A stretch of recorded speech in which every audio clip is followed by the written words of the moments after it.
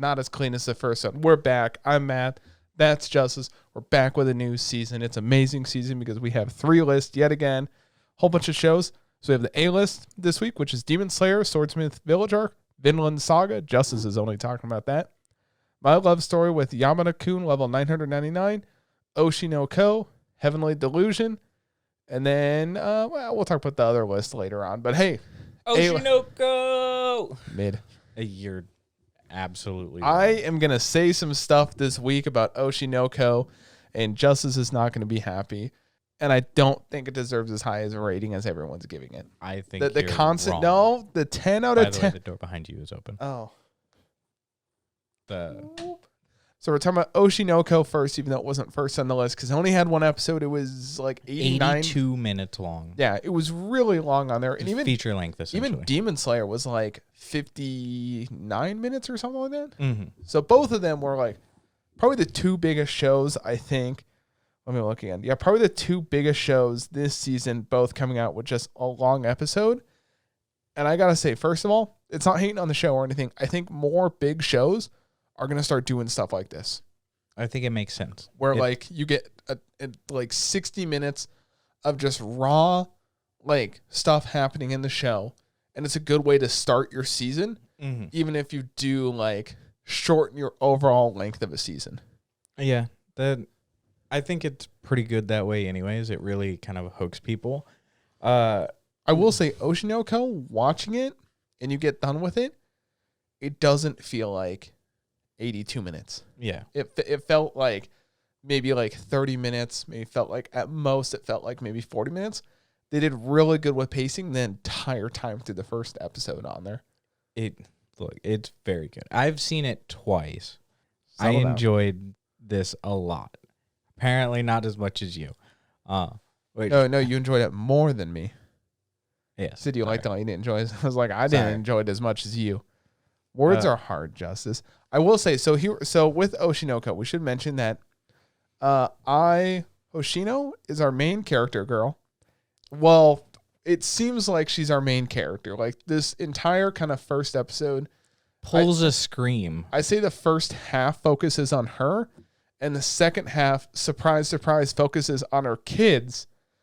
That I gotta say, she was like, originally in the story, that's like, oh yeah, she's on like a break right now. And then the next scene is like, yeah, this woman walks in like 20 weeks pregnant. I'm like, well, hold the phone here. Like, you should have said she's been on a break for like, I don't know when you start the show. I mean, she's an idol, right? So she's probably very thin. Yeah. I will say I did see a few idols while in Tokyo, so I have an idea of what idols look like. It just threw me off, though. I think this show, I will say I mean, if you're already like taking a small break between stuff, you can get away with some weeks. And I mean, listen, this show does a really good job, I think, of showing the like darker side of the idol life and how the idols actually feel. Because we watch plenty of, I feel like, idol shows. yes. Your most recent one is probably Q, right? Yes. Yeah. Q or not really Vinland.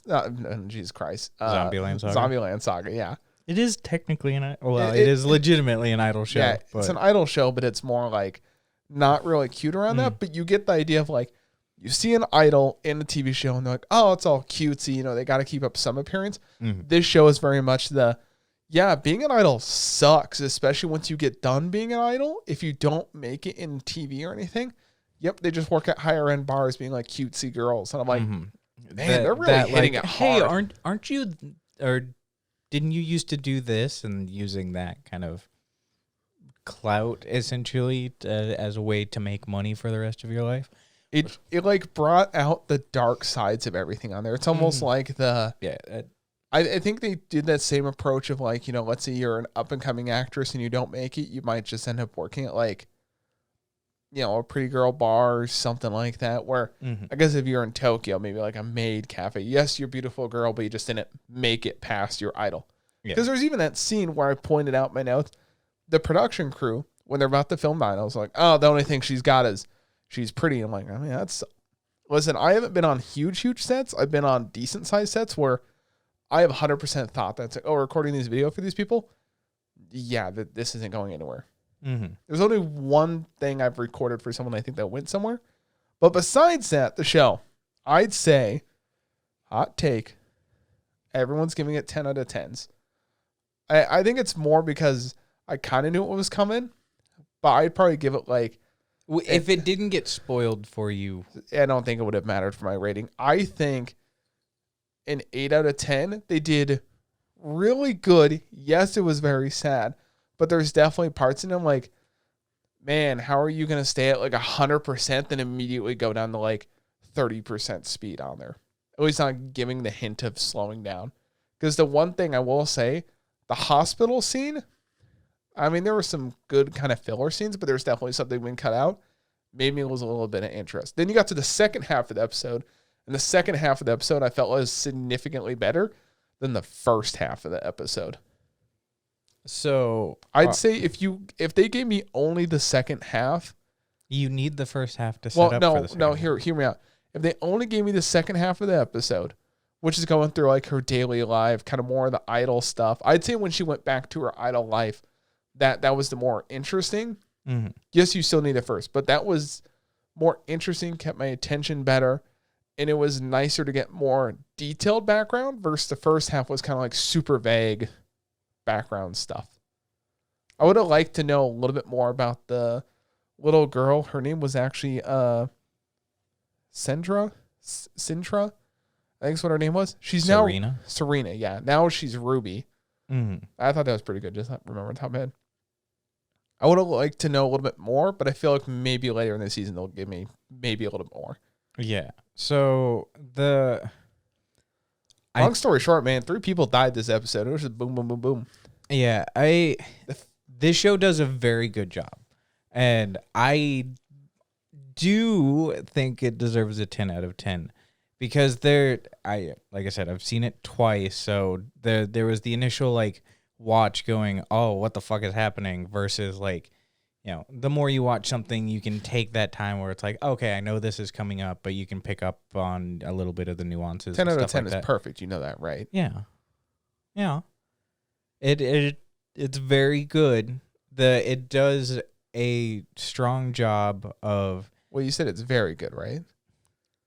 Don't argue semantics. I'm not talking... I'm just saying like a 10 out of 10 in my opinion is like, it's the perfect episode. Yes.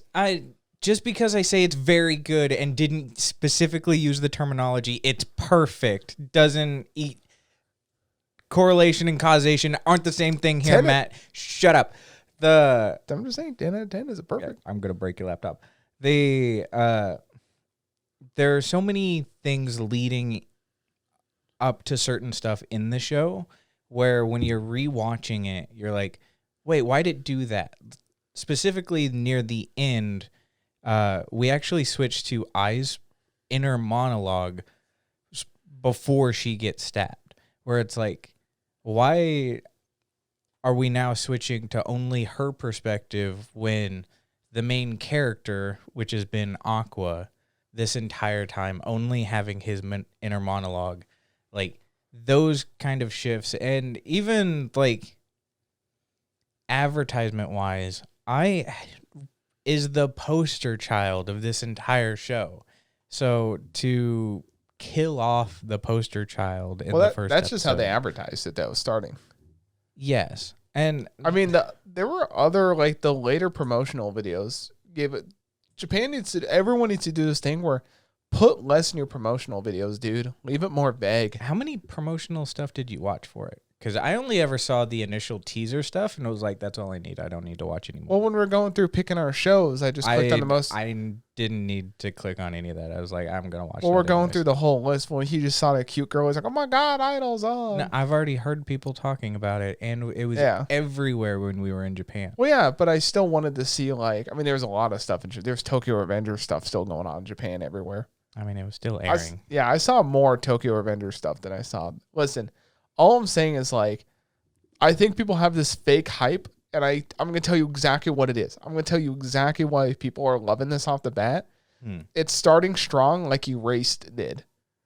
And Erased is entirely different from what this is.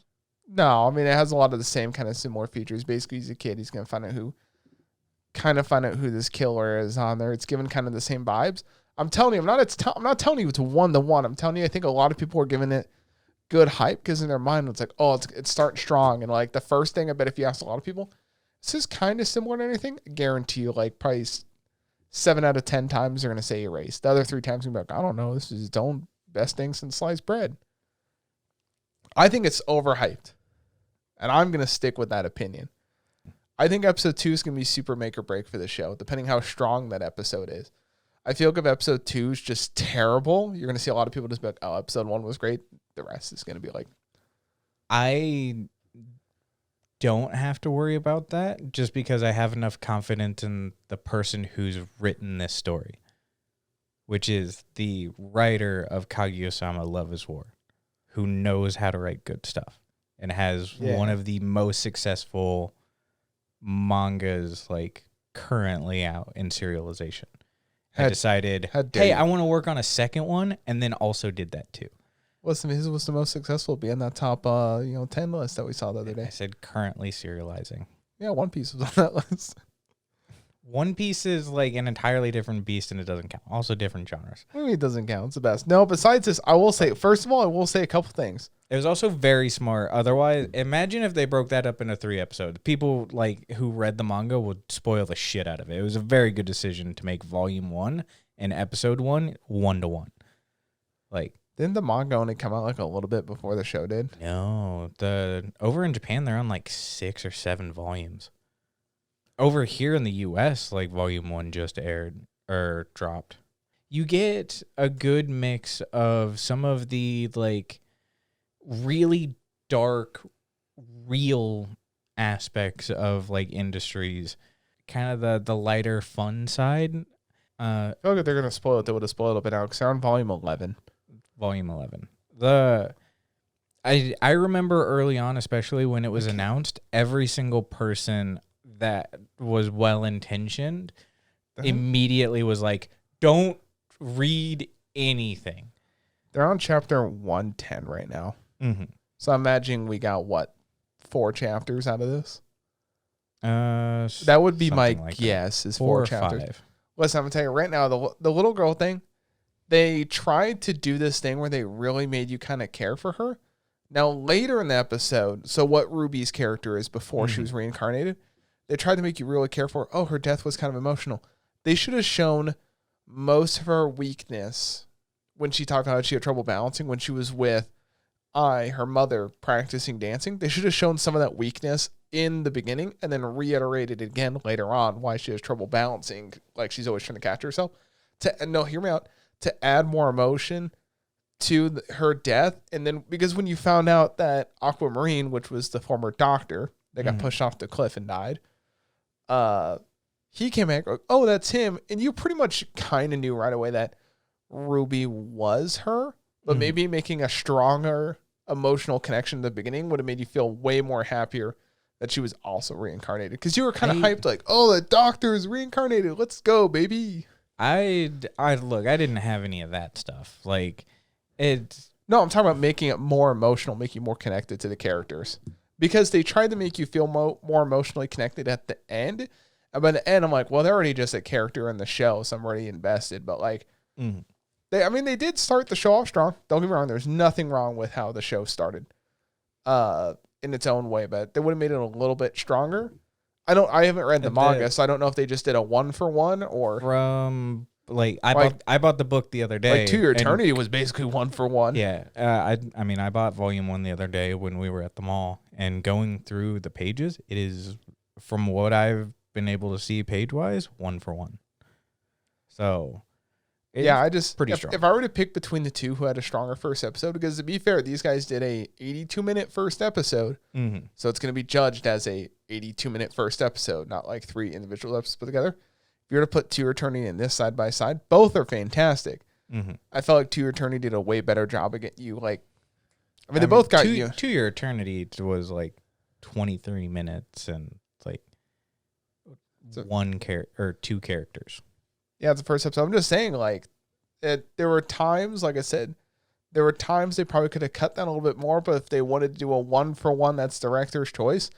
I just hate the thing of, like, I'm not saying because it beat Full Metal. I'm just saying, like, a lot of people, I know that did recommend this to me. I was going to watch it anyways because you recommended it. Mm-hmm. But a lot of people were like, oh, this is the greatest episode ever. And I was like, no, it's not.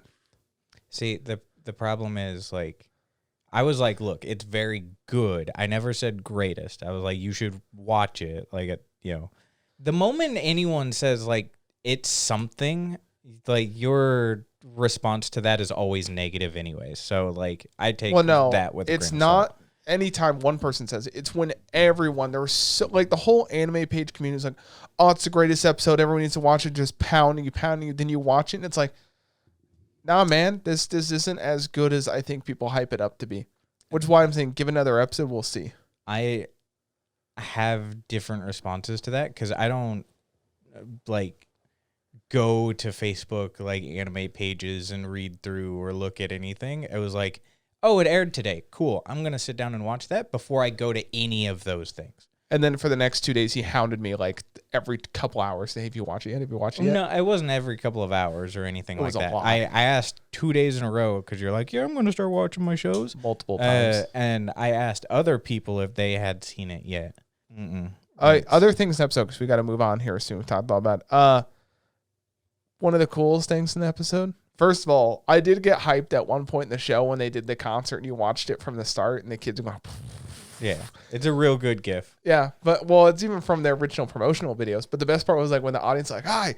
I'm like, yo, let's fucking go. We're gonna watch a whole concert. Then they cut it halfway through. I'm like, come on, you should have done the whole thing. The baby drew add another 8 minutes, make it really hype on there. Also, Miyako, the producer's, well, the company head's wife, which is also like the chief finance officer or whatever she is. She was talking about just selling Ai out to the paper of like, she has kids. I can make so much money. Yeah, I'm going to make so much money from this scandal. Then the kids talk to her. Yeah. They're 1 year. Yeah, and they're talking like an adult.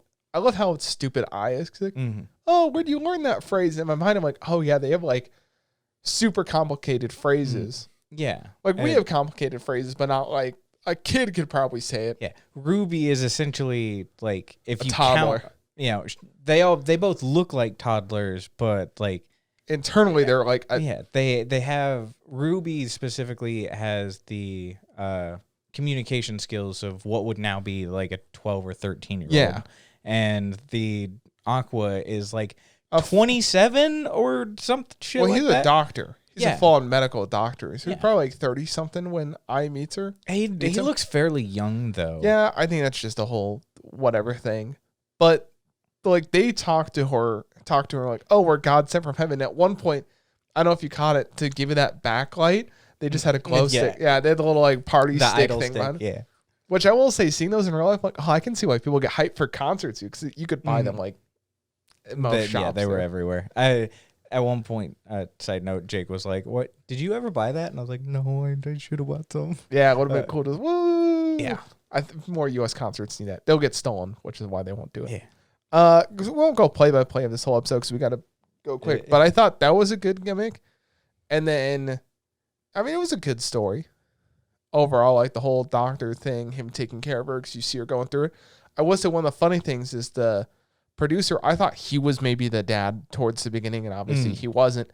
But did you see him like going to all the the stretching sessions? Yeah, he was really trying to support her. He's like, I'm going to go all the stretching sessions because she is like make or break for this company on here. Yeah, and I mean it totally makes sense because even at one point she does a filming gig and she gets half of a scene, or basically one shot. She got like a whole. They filmed a whole bunch, but then they cut her out. Yeah. And again, they show you even the darker side of producing and making videos, where he says something that I've heard that before. It's like, listen, you can go into this maybe loving it, but at the end of the day, it's just a business. You do it because you love it, cool, but it's a business at the end of the day. It's like, well, it is true. Yeah. Well, there's that. And then the reason why a bunch of her shots were cut, where it's like, the main character is billed as the cute-faced one, and like they brought her in, she's cuter. Yeah, from the higher ups, they said to cut as much because the company that has her has more power, and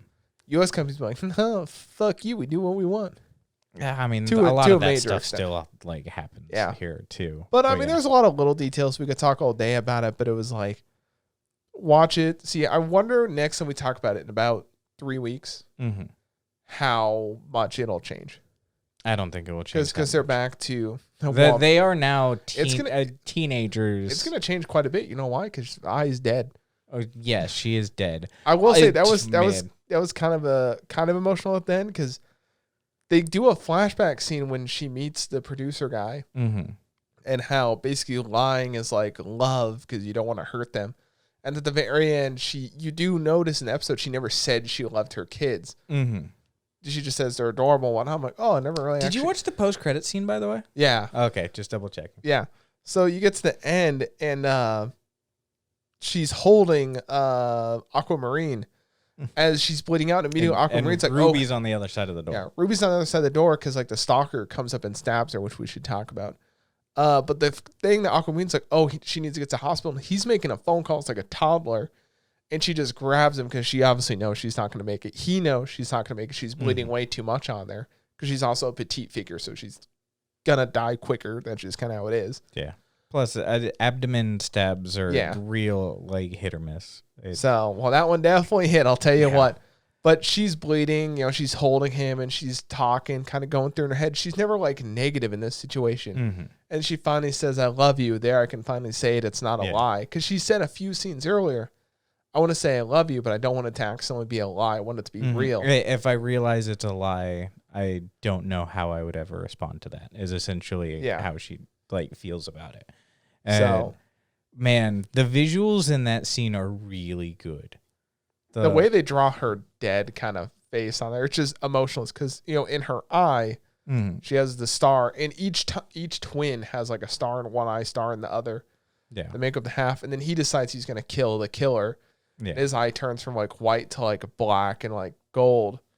Post credit was even worse. As your mother, this is my sole wish that you grow up healthy. And I'm like, aw. Yeah. Aw, she's dead. She took out that knife and she stabbed the audience and twisted that shit. Yeah, she definitely was not pulling any punches on there. Yeah. It was really good. Just like, of course, even the dark side of like stalkers and stuff like that, where it's like, it brings and stuff that happens. It gets real pretty quick when they kill the cancer girl, or she had another. I don't think she technically had cancer. She had another disease. They said the name of it. Yeah, it was a cancer. She had the cancer chemo hat thing that they all do when they don't have hair. Besides that, speaking of people dying, hey, Demon Slayer. Sorry, Demon Slayer on there. Swordsmith Village Arc. Listen, Tanjiro gets blindfolded at one point and is carried to it. And I was like, man, that poor girl's got to carry them the whole way. They do give the one scene where they do switch off. I was like, they trade off like three or four times. Well, every checkpoint they were trading off, but then when they show you 3 or 4, but every checkpoint, I was like, man, what if that was just a giant loop and they were just going around a track the entire day to hand them off? That'd be so messed up. But he gets to the Swordsmith Village, and I didn't realize everyone wears a mask. It's like the sword guy, forget his actual name. I had it written down. We're going out of order, so I don't have it up. And the village is so important that like no one knows where it is, and people who work and live there don't see each other's faces. Yeah, which I mean, I guess that makes sense if you're trying to hide, because these are the only swords that can kill demons. So they're very particular about their skill. Yeah. Also, at one point, the chief of the village is like, oh, nice to meet you, Tanjiro. I'm so important. I'm small, and I'm the most important guy. Your head should hit the carpet when you bow to me. And Tanjiro immediately goes like, hi. Just bashes his head up against the ground. Tanjiro's super like, I'm just happy to be here. Smacks in. He's like, you want a candy? And Tanjiro's like, yes. And just going to town. Yeah.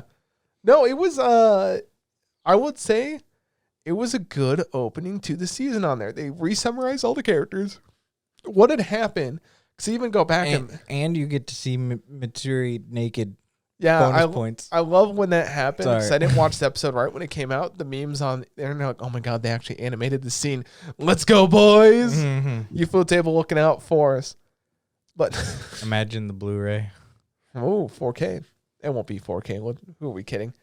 No, but I was disappointed because someone said that Zenitsu and Inosuke have absolutely zero screen time. Was the rumor going around? Now, granted, the rest of the series will probably have none, but they were still on screen because it was like, oh, Inosuke, he's still healing. He only woke up like a week ago. He's still kind of constantly bleeding, so we're monitoring him.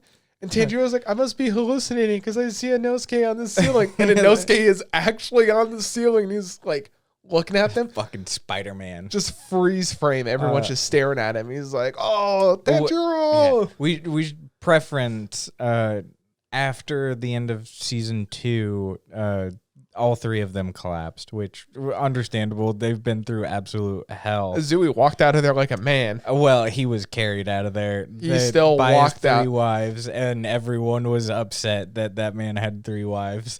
No, they made a point. They made a point, but they also mentioned like, oh my god, he can still walk out here after that. Like, and he's a champ. He walked out of there. I don't care what you say. Yeah, Zenitsu, Izui, best boy, and Tanjiro all collapsed and basically ended up in a coma. Tanjiro was in a coma for 2 months. 2 months.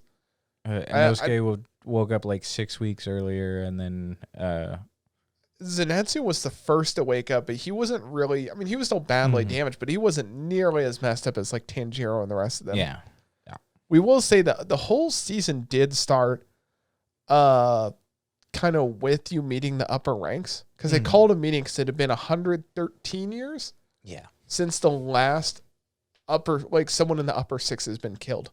That's a really long time. Yeah. And then you see the scene of like the leader of Hirashi and the whole Demon Slayer Corps talk about maybe in this generation we'll take him out. And we've finally done it. Like we've killed them. This is the next step. The upper 1 looks like a clone of Tanjiro's dad and the other swordsmith you meet. Mm-hmm. So I wonder if that's why he's upper 1, who's basically trying to clone the only guy that was close to killing him. Because number 2 was like that pretty boy. Yeah. You meet a bunch of like... Yeah, but then the important thing was Akaza. Sorry, Akaza. Sorry, I was spacing out there. He's number 3. He's the one that looks like a basketball. It's true. But the one important thing I want to point out is they killed an upper 6, but they almost killed him in that same whole. I mean, they almost killed him in the Mugen Train. Yes. Arc. So it is showing. It was by sunlight though. They could cut him, which was impressive. Rengoku almost killed him. Well, yeah. Well, by holding him there for sunlight. No, but he was still beating him up though. I was saying he was waiting for sunlight, but it just shows that like he could be killed. Mm-hmm. So that means an upper 3 could be killed. The upper 6 is definitely killed because Tanjiro's helped killed an upper 6. And then he killed, I forgot what the spider dude was. I think he was like upper 9. Something. He was like, pretty. Like a lower. Once it's that halfway mark, it's like the lower. Yeah, with spots number like 9 or whatever. Yeah. So it shows Tanjiro is pretty good and they're afraid of him. He also does stab because he throws his blade when it's cut. And it does like cut him, which initially it didn't. The upper 3 here. It's also Tanjiro throwing a curved blade straight at him, so it's like, yo. I think at this point, Tanjiro is. Well, he's waiting for his new sword too. He's waiting for his new sword, but he's like just shy of being Higurashi or Hirashi. Higurashi is Higurashi no Ko Karai. Whatever. No, Hirashi is what he's trying. Well, they even mention like the gal. Sorry, I'm clicking around. Oh, did I accidentally close it? I did accidentally just close it. Rip. Yeah. He's waiting to get his new sword, and the dude that's making his sword it's the same dude. He's like basically sent him a letter telling him he should die, and then like dips. Well, the thing is, the village is trying to find him, and he's disappeared. Mm-hmm. I almost guarantee you, because at one point they mentioned like a special metal too. Yeah, I think he's trying to find an extremely special metal for Tanjiro. So first of all, can't break it. Second of all, he's also Tanjiro's sword is like super special because it's black. Yeah, it turned black, which has only happened once before, they said. Mm-hmm. And I think it's the swordsmith that looks like Tanjiro's dad. They have his name in here, Yoriichi. Mm. That's the guy, I think, because he has scars on his head too. Also, I was thrown off by Tanjiro's dream. So I straight up thought that was a scene. I was like, his dad doesn't look like that. what the hell? How is this boy blah, blah, blah? Yeah. And then you find out, oh, it's a dream. Okay, cool. No, but basically right now, the big ultimatums in the episodes are, so Tanjiro's healing up. That's what he wants to do. So, but if he's healed up before his swordsmith is back, they'll make him a new sword, but the guy will get in trouble, the sword guy. So I'm guessing we're going to get probably 2 episodes of Tanjiro healing up and then getting his sword while the guys are showing up. Because when they had the meeting with the upper 6, they talked about, hey, I have a special place that might actually help us win. And I think they found the Swordsmith Village. But they put on another thing that they're looking for like a blue flower or something like that. I forgot to write the name down. But they're looking for a specific flower, and they talk about for 200 years you haven't been able to find this. And I'm like, oh, I wonder if the flower's hidden in the Swordsmith Village. Yeah, I just remembered. Because I haven't seen any of those Westeros or whatever flowers in the Swordsmith. Because the Hirashi main base is surrounded by them, like the thing that repels demons. Yeah. So I'm not sure with that one. I know that, what was it? Mitsuri, she told like him about there's a special thing there to make him stronger. Yeah. Like, is it, no, was it him or for Nezuko to be stronger? That was the one thing. No, for Tanjiro to be stronger, but they were whispering at each other like there's a woman there or something. Also, hang on, the best scene in the entire episode was she's running down the hill, jiggle physics on the titties. Tanjiro being the gentleman he is, he's trying to tell her that she's jiggling. Because He grabs her outer coat to try and cover her up, and she's spinning him around. I'm like, Tanjiro's still a gentleman to this day. Yeah, he is. You also do get the kind of quick realization of just how strong and reactive he's became, because like she's whoop his ass. She can if she wanted to, or at least used to be able to. But she only joined to find a husband. Yeah. But his reactions in that scene for someone who would normally be able to just kind of like do whatever they want and just blow right through them, you definitely got that idea of like, oh, he's like much stronger now. It's a subtle, stronger. Yeah, it's like a subtle thing, just the way they play off the scene where you're like, he killed an upper ranked demon. Of course he's stronger. Come on, man. No one else has done that. Mine is Yuzui. And Inosuke. Well, I mean, they all helped to kill the demon on there. I know I'm kind of mad that our other boys aren't going to get too much screen time, but obviously need to focus extremely on Tanjiro. So right now in the city, so Mitsuri's still in the city. But she's about to leave. She's about to leave, supposedly. She's testing her swords. She might leave that next night. And then Tokito? It's Muchiru? Yeah. Whatever his name is. He just showed up. Or he's in the village, but he's trying to talk to Yoriichi, it looks like. We don't know. That's where it left off on the episode, where he's trying to talk to him. And Tanjiro recognizes him. Now, Tanjiro is wearing the same earrings that dude is. But then you learn, remember in the earlier seasons, they're like, hey, we need to find the boy that has these earrings. So the main demon guy must actually be looking for him. Because this whole time they made you believe that it was his dad that was it, but it's probably this dude. Or maybe he's like the brother of Tanjiro's dad. That would be wild. We don't know. Because in the opening, I do want to point out in the opening credits, when they're doing like the whole like sword wavy thing, you see Tanjiro cutting the air with fire on his sword. So he must learn a lot of the flame techniques now, which would make sense if this guy showed up to Yoriichi, like the sun technique. Because there's fire, but then the sun technique is like the best, strongest. Yeah, the strongest form of fire. So that's about it for the episode. I don't think there's really too much else we need to talk about, but I'm excited for the rest of this season. Yeah, seeing the upper ranked demons and how quirky they are. The upper one, just getting that idea of like just kind of how strong he is. Like none of the demons saw him do his move. Yeah, you even with like him just leaving, the rest of them you get that little like them jump flash away. His, it was just disappeared. It Yeah. was a cool. I think there's thing. like a half frame in between of him like dissolving, but that's about it. Yeah. The upper one He's has just such gone. a like distinct like. He's also got 6 eyes. Yeah, that was weird. That threw me off. I was like, he's creepy. But yeah. Wow. How dare you talk about his looks? Hey, speaking of looks, there's a lot of good-looking people in Vinland Saga, right? No, there's some ugly fuckers in that show. Vinland Saga, boys, season 2. Justice, take it away this week. Yeah. So I Are we had. still on the farm? Yes.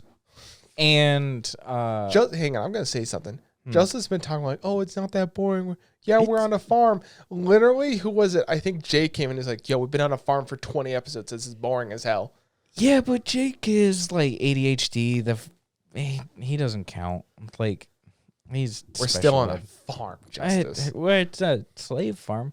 If that counts for anything, That makes it better. So the last time, like the king killed his brother to take over, and You said they're trying to start a war. No, a guy came back, right? Yeah. So there was the king. Canute is the king of England.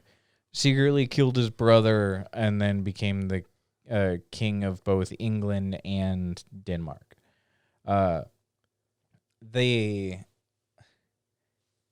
It continues on from there because Obviously. Thorfinn. Well, shut up. Like Thorfinn's Just saying. slave master owner or he finally reaches Denmark and like offers him a bunch of stuff. At that point, he realizes that the king he went to go see is dead, and the brother Canute has now taken his place. So still bothers to offer him everything that they've made as a good faith gesture, like, you know, still serving the family.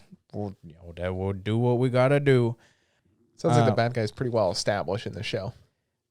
Canute is a bad guy. You get this cool scene where, in season 1, you've seen part of season 1, right? Yeah. Leif Erikson, and Yeah. I've brought him up before. Like, he's been looking for Thorfinn this entire time. Does he actually show up now? He's back in that town, and because Wait, the town that Thorfinn's in, or No. the town that King's in? the town that the king is in, where Thorfinn's current like owner, Kettle, is like providing them stuff. So they start talking, and Leif Erikson goes like, you don't happen to own slaves, do you? And really susses out, and Kettle's like, I'm surprised, like, you know this, like, how, kind of thing. And at this point, Leif Erikson's really sussed out, like, the Thorfinn I'm looking for is the exact one you have on your land. Can I go there and meet him? Because he's basically my nephew. So he's not going to buy him. He's just going to go meet him. Well, at this point, Thorfinn's basically a free person. Like, they've been working on the farm long enough that when Kettle returned, he said that he would set them free. So, like, ain't got to worry about that anyways. What's a little lie? It's not going to set him free. No, he legitimately does. Like, Kettle is a good guy. His sons. You just said Kettle wasn't a good guy. I mean, he was a slave owner, so like whatever. I said he was a Nazi. You said basically. No, not really. Is he his son? Use your words, Justice. It's not that hard. His sons, though, Thorgil, who you've seen in season 1, he is the Chad I have blonde, like one that absolutely is willing to slice people in half. You say Chad blonde, that's half the guys in this show. Yeah, that's fair. But like, he's blonde and he's a Chad. Everyone. Thorgil is like more than willing to kill people very quickly. Omar, on the other hand, is just very stupid. And you have this scene after Kettle gives like his reward like to the king, where Omar goes, let me be try out to be part of the King's Guard. And they go, we'll let you try to do something. They give him a sword. They put a cooked pig in front of him, and they're like, slice the pig. Let's see what kind of strength you have. And he can't even cut the pig. Like, Omar's an idiot. That's an Iowa pig for you, buddy. Born and raised, nice and tough. Like, he doesn't even go through the skin. Like, he literally goes, and then, like, tries to saw the fucking, like, Omar's the problem child. Eventually... I don't know if you name your kid Omar, yes. Eventually, Canute is like, we need to pay for both of these armies. Like, the Danes in England as a standing army, we have to pay them, and if we lower the army, then the English will try to rise up. Like, a lot of that politics. So they've devised that, like, they would get Omar in trouble and have them duel, so that way they, at the end, Omar is supposed to have died, and Kettle will be arrested, and they'll take all of his land. That way they can use the resources, which clearly there's plenty of because they gave a hefty bounty. But, like, you know, you don't take everything. Like, Kettle has quite a bit of land, probably like 60 or 70 plus acres of land, like a lot. Okay. Whatever. This is Iowa, buddy. Nature's average. So it, like, to take all of that land, cultivate it, and use it essentially as, like, the government land to sell and make money and generate their own profits that way.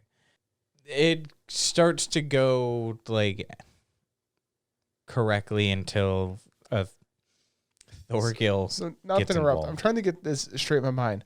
That's about the size of 70 acres. Is it like that big, or is it like way bigger than that? I'm trying to visualize how big his land, because that's not a lot. That's 70 acres, my dude.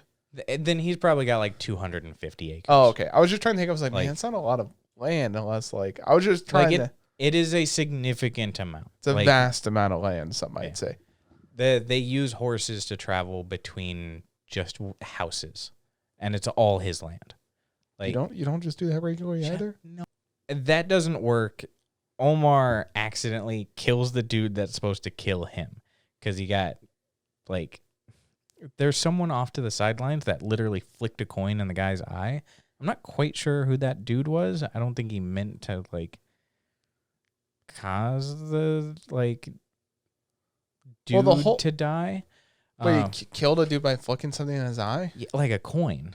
Yeah. Like, he flicked it hard enough that it went into the eye, and, like, then Omar, while charging, ended up stabbing him in the neck. Oh, so in the middle of a duel while this happening, not...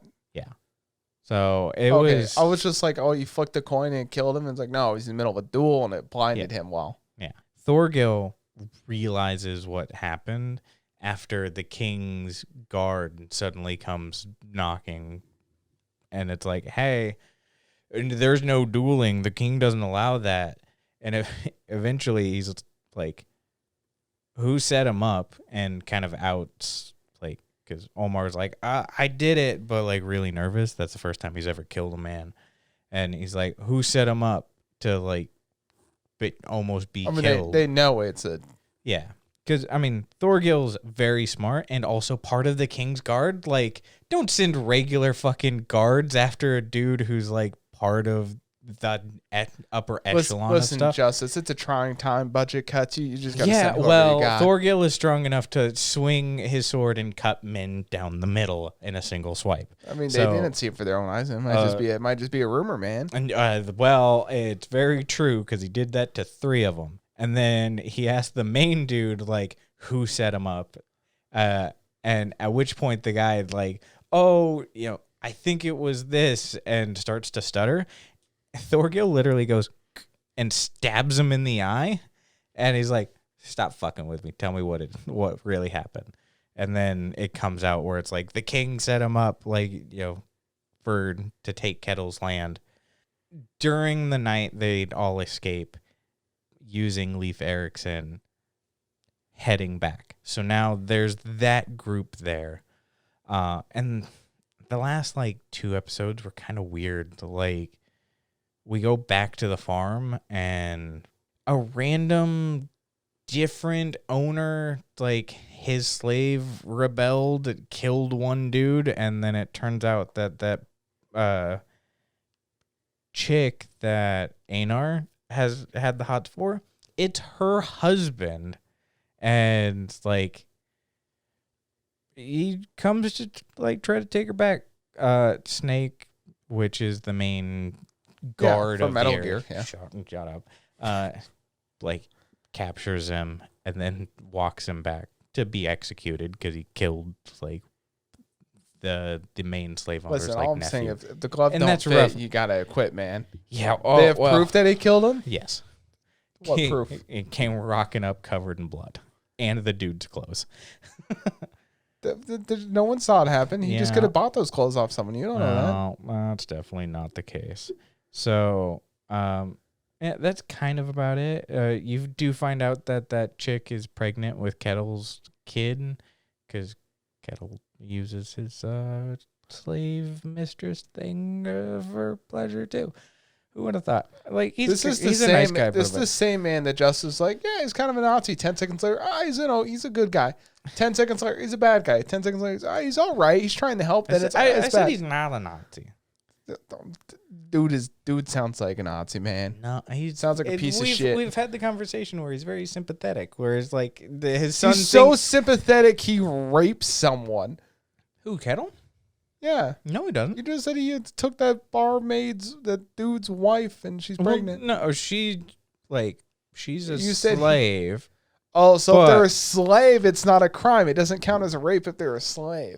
But she like specifically just goes to bed with him. There is none of that. Like at one point, You're right. This man has actively cried in her arms. Like it doesn't. Maybe you should watch the show. Listen, the way you described it initially made it sound that way. Now she just sleeps in his bed and nothing happens except he, dicks her down. I didn't say nothing happens. No, you said she goes to bed and that's about it. Nothing more. And then she ended up pregnant. I will rewind the tapes. I will show you. You little squirrel brain. How did she end up pregnant? Huh? Nothing's going on. Clearly, like they fuck. So she's a slave. The only way to stay alive is to do what he says.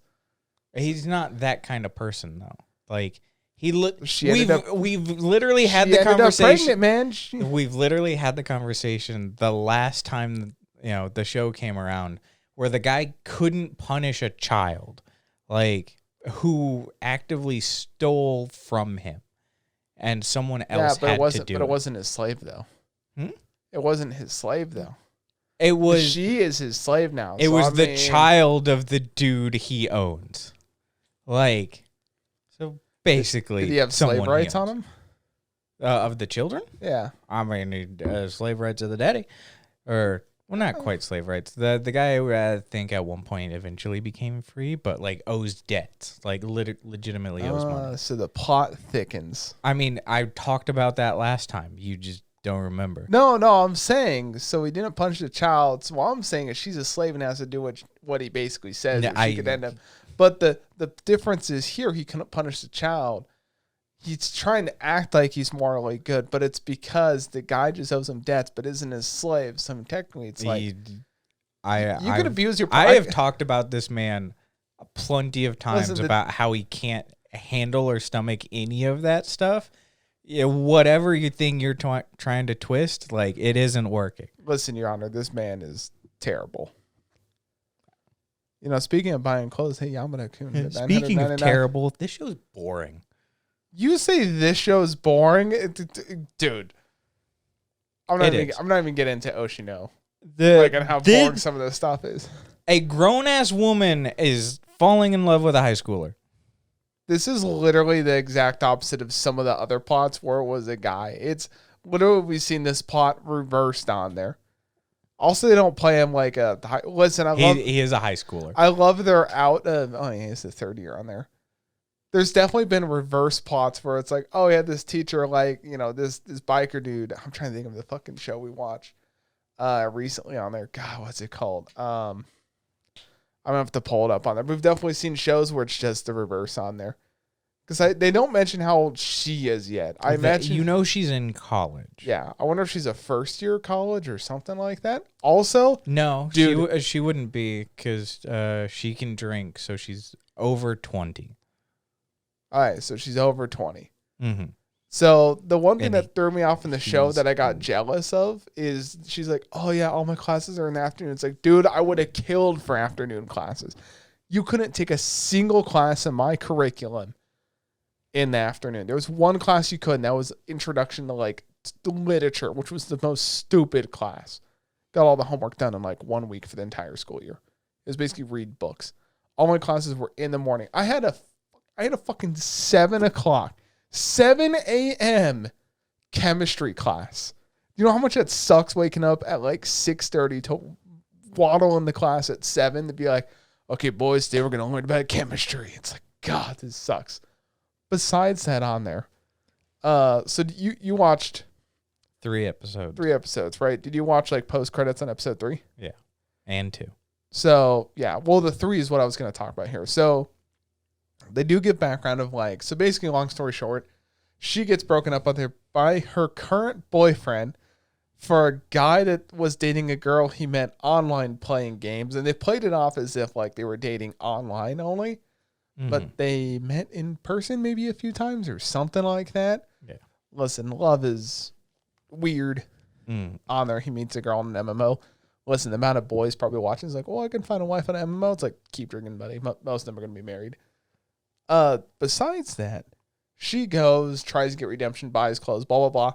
Runs into her guildmate, Yamada-kun. Who's like Afro Yamada. Yeah, in game. And then you find out he's like a pro sports FPS on there, and like there was one scene in this entire 3 episodes where he logs on that. Where were you? There's a girl on my bed, and they're all like nerdy guys, like ooh. It's like turn the camera on. I won't make any snapshots. And it's like, oh, well, hold up, buddy. Like, what are you doing? The other thing is like, man, none of these guys look like how you would normally picture. Like most esport players that we watch, these guys are looking nothing like it on there, except maybe Yamada-kun and like one other dude on there. It threw me off because it's like, who's he playing for? Like, obviously they'll play at home with each other, but he acts like he does all of his gaming there. Like most esports. Well, they were gonna scrim. Come on now. Yeah, I know, right? I love that they're.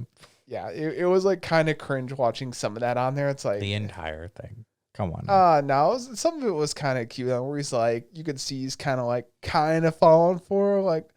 When they show up to his house, basically drunk to return the umbrella, I thought that was just hilarious. I'm like, man, the amount of times that crap happens in Tokyo, it's like, yeah, people just walk around drunk all the time. They do. Yeah, and she was like, better leave before I call a cop. She's like, I'm going to marry this boy. It's like, maybe y'all should leave this boy alone. And then he walks by and he's like, oh, you going to get online later? And it's like, aw. He goes, no, I'm going to bed. Yeah, no, I'm going to bed. And then he ends up staying up. Yeah. To play the game with her. And it's like, he cares.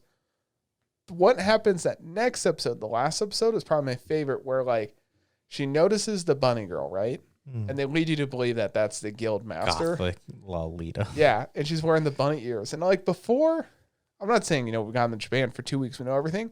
But before I was like, no one actually wears this shit. Then you walk around like Tokyo for a while and you're like, man, people do wear this crap. This is weird. Nah, it's good fashion. Whatever, the bunny ears is weird. No, it's fine. She's on her way to go to an in-person cafe, which gave me like PTSD of the Square Enix cafe, which sucked. We all thought the same thing. And she runs into this guy, and then he's kind of talked to her how much he loves the game, how much he plays it. And I'm like, he's got to be the guild master. He's almost got to be the guild master. There's no way it's the bunny girl. Like the way he talks, the way he hangs out.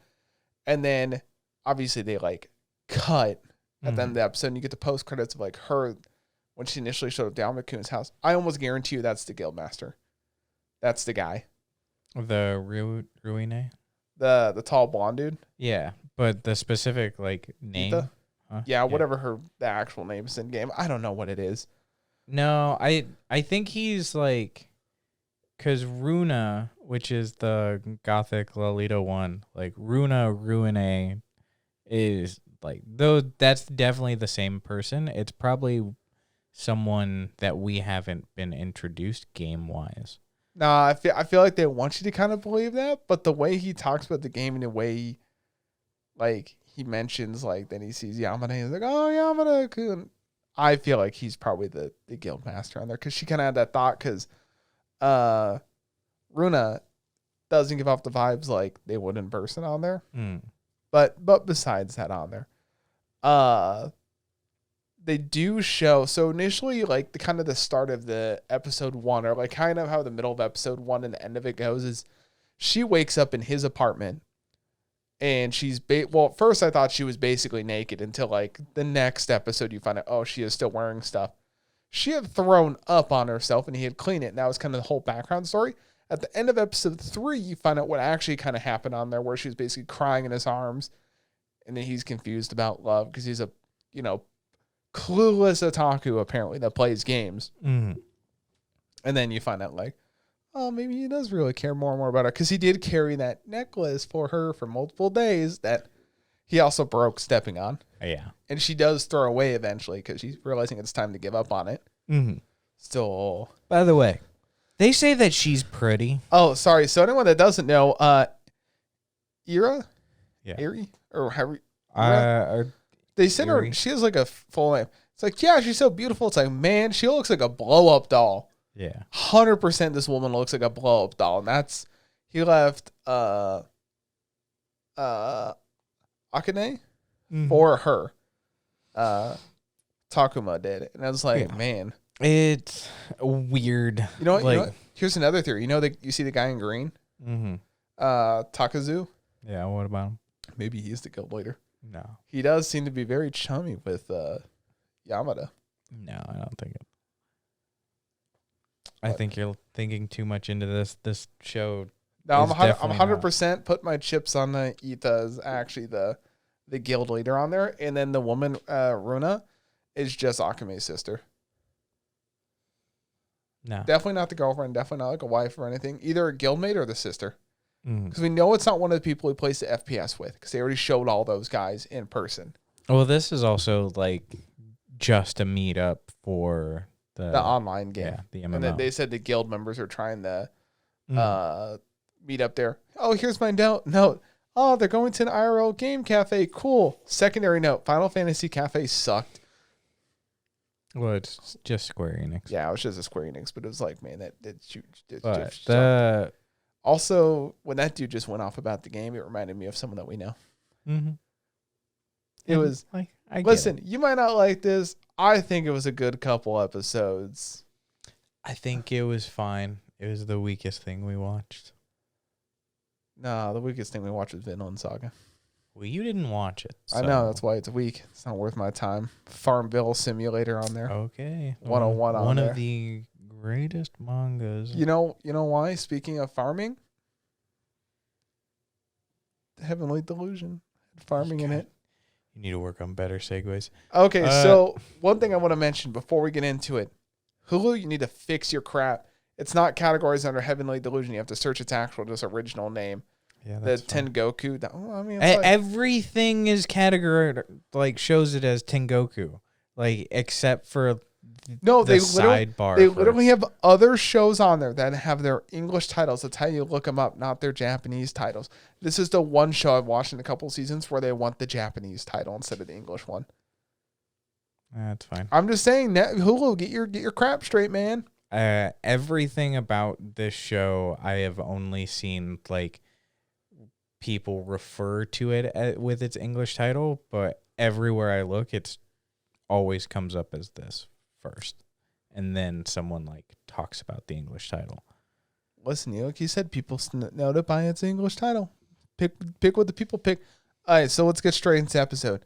It's weird, man. So we have two different stories going on at the exact same time. Oh, yes. There's the outside world, which is what they refer to, that our main two characters are wandering around, Maru and Kuriko. Yes, and Maru used to be part of the inside, outside. That's what I'm thinking. Yeah, she definitely looks like, she looks a lot like, he looks like Tokyo is the person that keeps wondering about it. Like when you look at their face side by side, listen, you can't mention he, she in this because we don't know. They just throw you a curveball in episode 3. It's like Kuroko. So Maru tries to kiss Kuroko. It's like, oh, you're so cute, blah, blah, blah. And first of all, he's being weird, trying to force a kiss while she's on the floor saying no. No means no, boys. Second off, they spill this whole story of like, yeah, this is my sister's body, but I had a horrible accident. Well, at first they don't phrase it that way.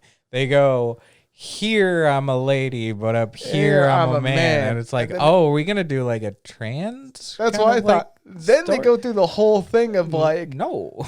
Then they go through this whole huge story, which we might get into, where basically this crazy doctor took like her brother's brain, put it in her body, and now she's dead. Essentially. And the mind is the brother. But the body is the sister. And you learn how she got... There's a scene where she's like basically naked to take a bath. I'm like, oh, damn. Like, we're trying to do a sexy pose, but she's just covered in scars. I'm like, that poor thing, what happened to her? It all happened in one accident. Yeah. She got pretty messed up in this one accident. Yeah. They have like man-eater like monsters. Yeah, that have like and different abilities. Like the first one you run into can fly and shoot like invisible. A whip. Yeah, whip. But what had killed her brother, which is now her, was one could turn invisible. Mm-hmm. His sister, which is the body of Maru, it's so confusing now. She used to be like a racer, was how they earned money, and she earned money for the orphanage, which you kind of found out later. And he's watching the event. He spots a man-eater that can turn invisible. No one hears him. That boy should have really tried harder to like tell people rather than solve it himself. Yeah, has his own. That's just dumb kid stuff. Has his own makeshift crossbow gun.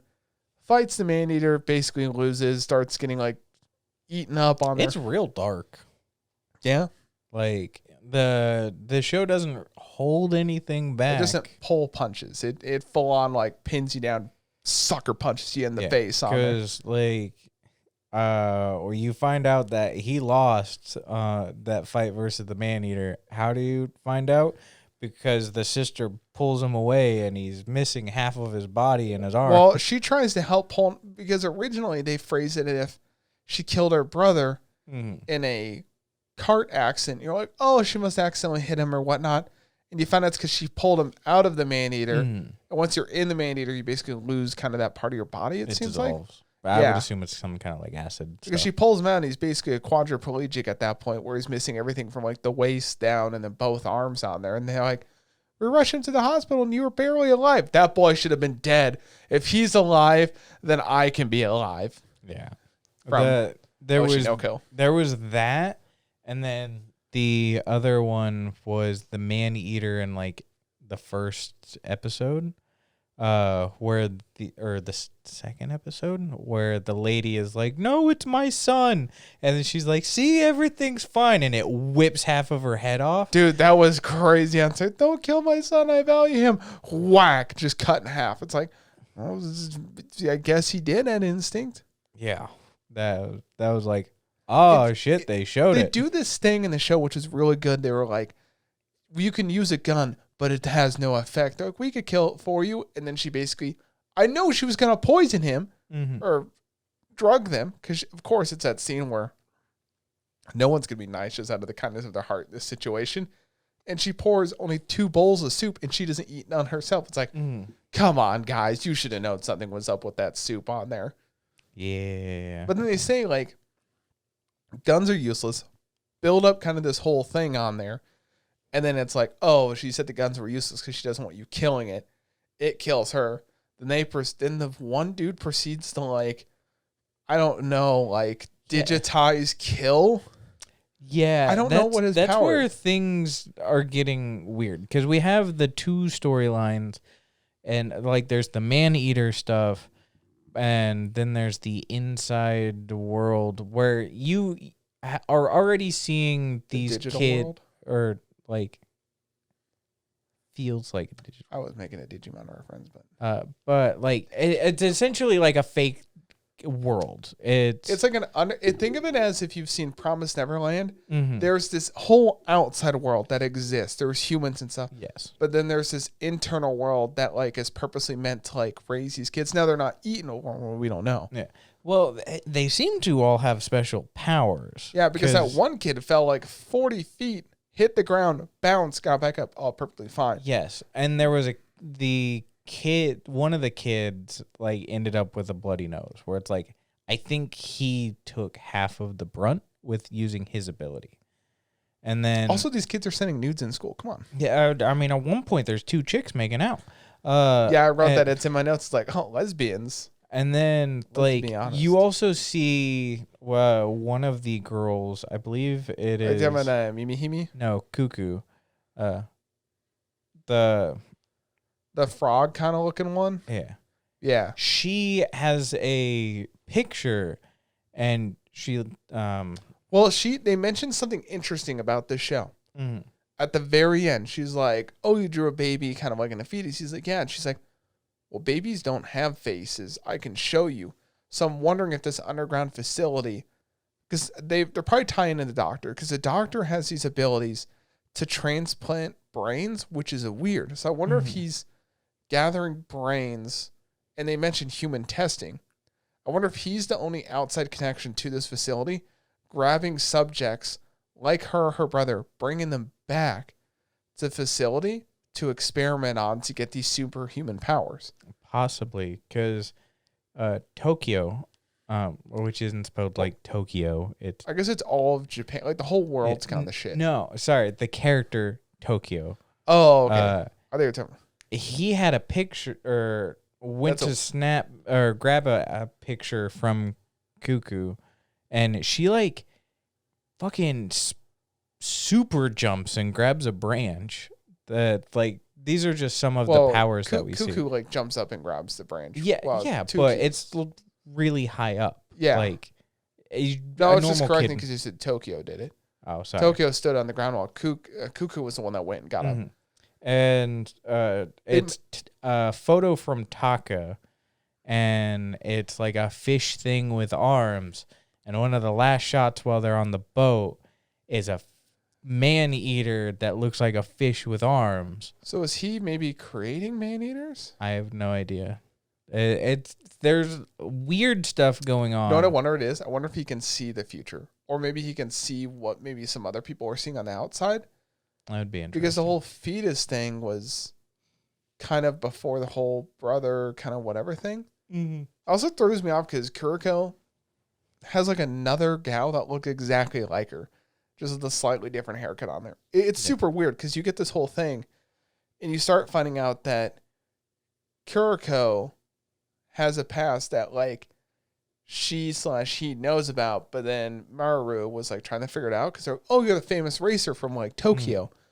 And she's like, oh, no, that's him. You must be mistaken. Shows the picture. It's like, yeah, this is you from like whatever it was. And it's they have the brown hair now, but it's black hair back then. Yeah, before they had the whole. Which is supposed to be natural as well. So that's where it feels like this is a different person and it's legit because like, yes, you see it in the flashbacks, but there's this weird like hair transition that's supposed to indicate, I'm assuming visually, that her brother had brown hair. Yeah. Yeah. That they're different. It's super weird. Like, it's cool. There's like, I feel like there's 4 different plot lines going on. So there's the institution. Then there's the doctor. And then there's what's going on right now. And then there's Kiriko's original brother, whatever thing. And it's got all time because they mentioned like Robin is trying to look into it, but Robin's dead. He was murdered.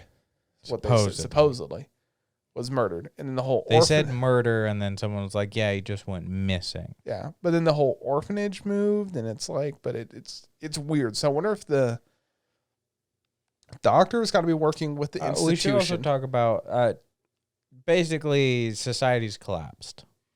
That's a big there was like a huge disaster like 15 years ago. Like nothing's the way it kind of should be. Like at one point she puts like AA batteries and it's like, oh shoot, AA batteries, cool. It's like, well, obviously society's like real fucked if some AA's are Yeah, well, it's also bad because, those were Energizers, so they'll last forever. Thank God they weren't Duracells because they'd be dead right out of the box.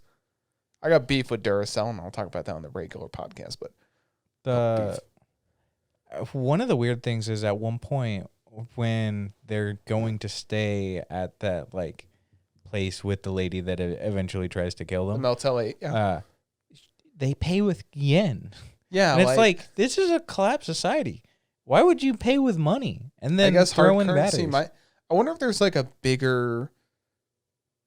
Well, in Tokyo they were using yen as well, so I wonder if it's just like that's only stable currency they kind of technically have. Possibly, it just seems weird because like to a certain degree, money seems important, but it feels like bartering is way more important. You played like Fallout New Vegas, right? No. You played any of the Fallout games? Nope. Okay, so there's like you can sometimes pay with like what's considered like pre-war money, and then you can pay with like bottle caps. Bottle caps is like the real currency, and like pre-war money is like it's basically only worth like double whatever the value it says in like bottle caps. I wonder if it's a similar thing where like yen still kind of has a value, but trading's the main aspect of it on there. Possibly, it just seems weird. Now I'm excited to see what happens because now they're currently on a boat somewhere. Yeah. Which is headed back to Tokyo. Yeah, which is also weird. So they have boats that work, like ferries that full on work. So like there must be parts of society that still work and fully exist, function. Which is why I'm thinking. Imagine if it was just Japan and China and like South Korea's over there. Like, man, over there's fucking crazy. They would have invaded by now. Yeah. Well, that's what I'm thinking. Like maybe like the currency still works because there's a lot that still works in Japan. They're trying to rebuild the vending machines. There was one that worked. Yeah. So can you imagine if she used a Suica? It's like, oh shit, stuff does work. I don't know. I think it's a good show. I think it's gonna be a great show. Hopefully, once the plot all combines together, because it is production IG, so it'll either tie in really well and be great, or otherwise it's falling flat on its face and going, no, I still got this, and then like its head it will explode. Well, we're 3 episodes in there. It got a pretty thick plot. Yes. Oh, also she charges her laser. It's a laser pistol, not like a real gun, and it like shoots laser beams. And it's cool. Mm-hmm. She only has one battery for it, though. Yeah. At one point, they also get jumped and, like, they threatened to rape her. It was real, like, ho-ho. Well, Maru's gotta love that. Maru's like, society. I'm a boy. It's like, okay, whatever. And then our main girl, whatever her name is, she's like, I'm a boy, too. It's like, we're not believing that. She's like, well, I tried. Yeah.